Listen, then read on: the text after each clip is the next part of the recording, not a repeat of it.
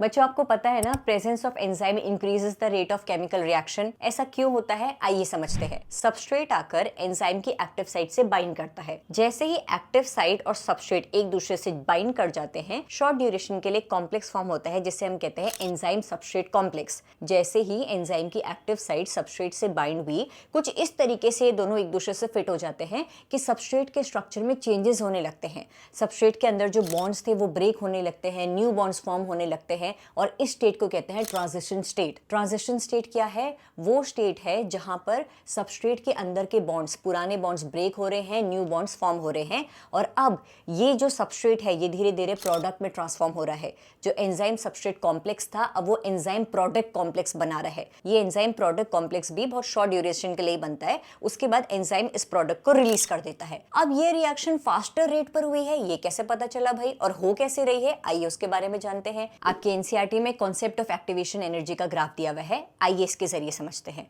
Activation energy उस energy को कहते हैं बच्चों, उस मिनिमम अमाउंट की एनर्जी को कहते हैं जो किसी रिएक्शन को स्टार्ट करने के लिए जरूरी होती है। इस ग्राफ में जो वाई एक्सिस है वो रिप्रेजेंट कर रही है potential energy of the substrate, stored energy of the substrate, और जो एक्स एक्सिस है वो रिप्रेजेंट कर रही है प्रोग्रेशन ऑफ रिएक्शन, की रिएक्शन कैसे कैसे चल रही है।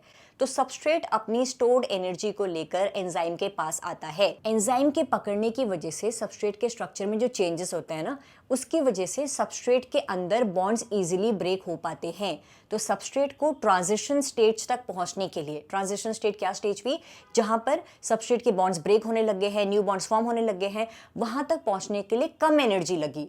कम एनर्जी क्यों लगी? क्योंकि एंजाइम ने मदद कर ली थी ना। एंजाइम की एक्टिव साइट ने सबस्ट्रेट को कुछ इस तरीके से पकड़ा कि उसके स्ट्रक्चर खुद से ही चेंज होने लगा और वो स्ट्रक्चर में चेंजेस आ गए जिसकी वजह से बॉन्ड्स इजीली ब्रेक होने लगे।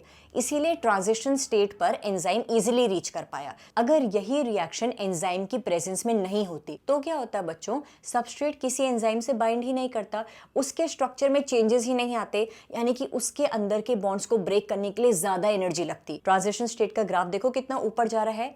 एक्टिवेशन एनर्जी होती है बच्चों डिफरेंस बिटवीन द एनर्जी जो कि ट्रांजिशन स्टेट तक पहुंचने के लिए लगी and the potential energy of the substrate, initial energy of the substrate. तो तुम देख रहे हो एंजाइम की प्रेजेंस में एक्टिवेशन एनर्जी कम है, लेकिन एंजाइम की एब्सेंस में एक्टिवेशन एनर्जी ज्यादा है। अब इस ग्राफ में एक और चीज दी हुई है, प्रोडक्ट की एनर्जी लेवल और सबस्ट्रेट का एनर्जी लेवल कम है। ये क्या डिनोट कर रहा है? ये डिनोट कर रहा है कि ये रिएक्शन एक्सोथर्मिक रिएक्शन है। एक्सोथर्मिक क्यों? क्योंकि जैसे जैसे रिएक्शन बढ़ रही है ना बच्चों, आगे जैसे जैसे सबस्ट्रेट प्रोडक्ट में चेंज होता चला जा रहा है, एनर्जी लेवल डाउन हो रहा है। क्यों? क्योंकि एनर्जी एनवायरनमेंट में रिलीज होती चली जा रही है, इसीलिए प्रोडक्ट का एनर्जी लेवल कम है एज कंपेयर टू सबस्ट्रेट का एनर्जी लेवल।